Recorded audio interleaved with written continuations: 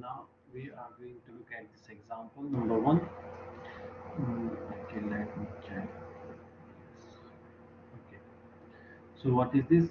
Uh, Consider a continuous time LTI system. Assume the impulse response of the system is ht, and it is e to the power minus at. Ht is given, and this is the condition for a greater than 0 and t greater than 0, and input signal is how much ut. Find the output. So input signal ut is given, we need to find out the output, and this is ht, impulse response.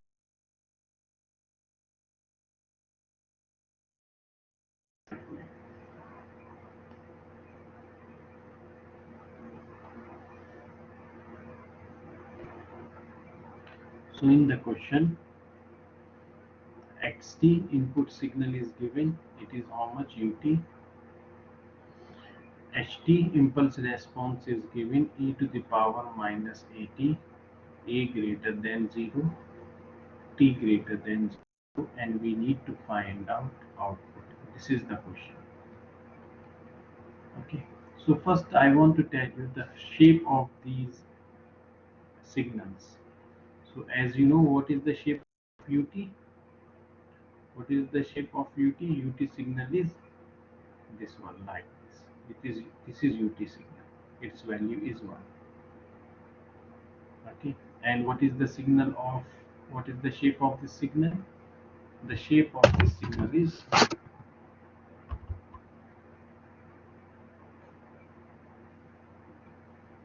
like this, decreasing, e to the power minus at, and a greater than 0, t greater than 0 means this one. This is we are talking about plus x side, x-axis, and a greater than 0 means we are talking about this graph, decreasing graph. Okay, now these two signals are given, and we need to find out the output. In exam you don't need to make these signals, in just for your knowledge I am making these. So continuous time LTI system, this is output and this is input, and impulse response of the system is ht. We need to find out this. So before starting, I want to tell you one thing here. Now output is what? xt convolution ht. Okay. There is one more formula for output. You can change the place. You can write ht convolution xt. Okay. This is called commutative property. This is called commutative property. Just like 2 multiply 3 or 3 multiply 2. Answer is 6. Answer here is 6. Okay, so commutative property. So what is the formula of output now? Output will be like minus infinity to infinity h2 x t minus 2 d2. This is the formula. Okay, for the output, remember this, change h with 2. Remember this thing. Now put the value of h and x. So output is equal to minus infinity to infinity. What is h? E to the power minus a2. Remember this. You have to change here 2. And input is what? T minus 2. Listen very carefully. And please monitor all these symbols. 2. This is 2. Now we have to define the diagram. We have to define the diagram. Now see very carefully. This equation, this is the general equation, arm equation. ht or xt may be any signal. That's why we took the diagram of these two signal multiplication from minus infinity to infinity. Now I have this signal and this signal. After the multiplication of both signals, what will be the diagram? We have to define here. We have to write here. So if you make this signal as I have made already, So this signal is like this. This is e to the power minus a2. And second signal ut minus 2, t minus 2 looks like this. This is t, this is 2, this is u t minus 2. Okay. Now, if you multiply both the signals, this signal, if you multiply this signal and this signal, then you can find the daira. You can find the daira. Here is 0, here is 1. So 0 and 1 is 0.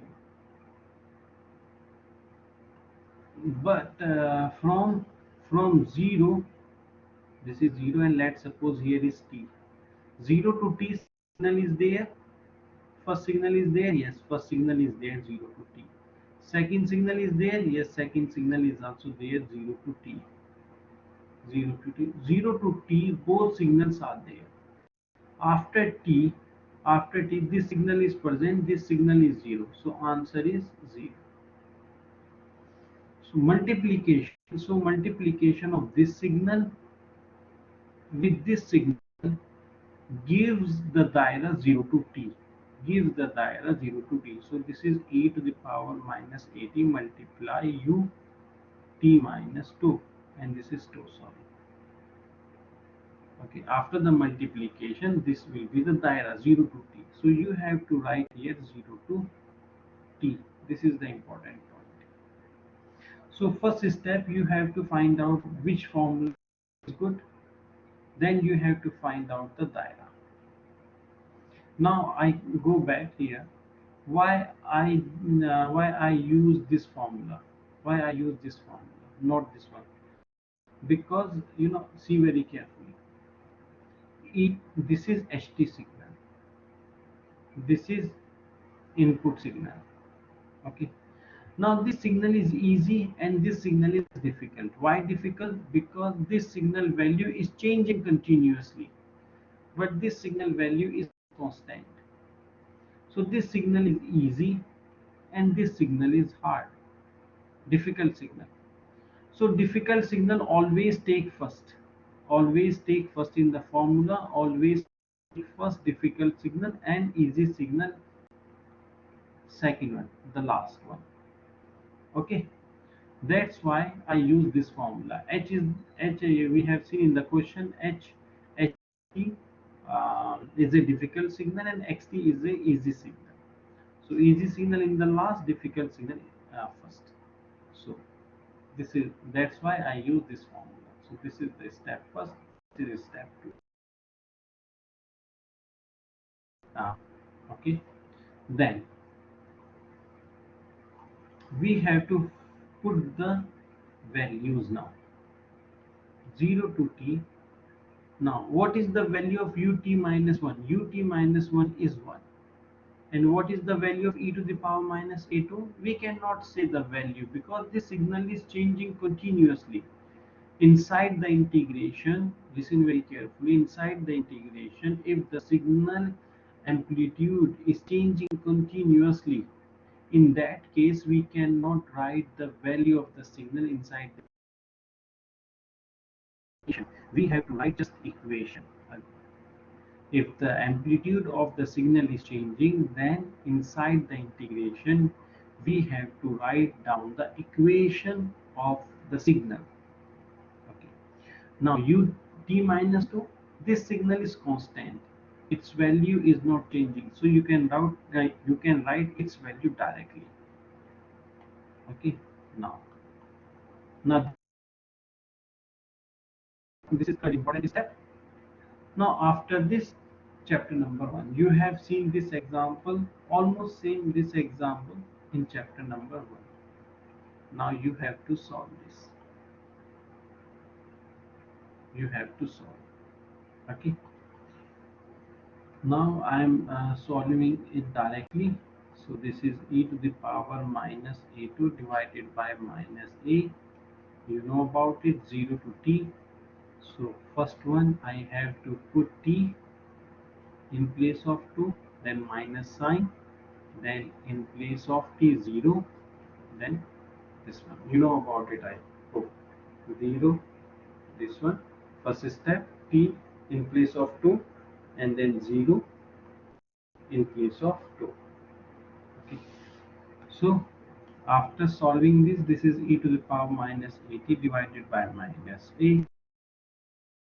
E to the power 0 is how much? 1 divided by minus a. And the final answer, you take minus a common, and this will be e to the power 1, e to the power minus 80. This is the output. The output signal will be this one. If you take the input ut and impulse response e to the power minus 80, then the output signal will be like this. Okay, little bit lengthy, but you can skip some steps. You can skip some steps. Okay, you can solve it. So this is the question. Now come to the slide.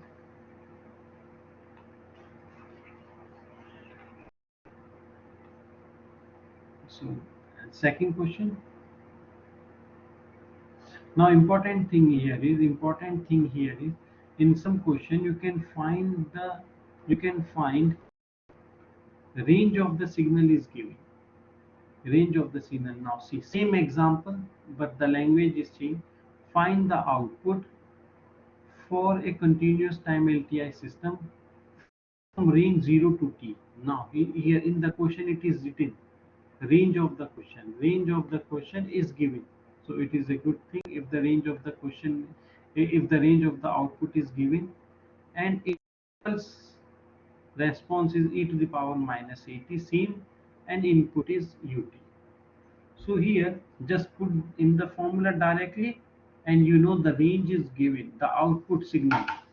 Find the output of a continuous time LTI system from the range 0 to t. So in the question, the output signal range is given 0 to t. So you don't need to find out this diagram. Otherwise, all things are same. Next one, you can see one more example. Input, consider LTI system. Okay. Assume the impulse response is given, and this is how much? ht is equal to 2 e to the power minus 80. Good. Input signal is also given.